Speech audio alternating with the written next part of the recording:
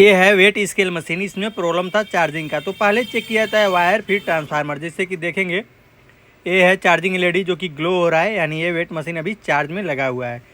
तो कभी कभी वायर भी टूट जाता है, हमेशा ट्रांसफार्मर ही नहीं ख़राब रहता है। तो पहले वायर चेक करने के बाद ही ट्रांसफार्मर चेक करें और फिर एलईडी को देख लें कहीं वायर तो नहीं टूटा हुआ है।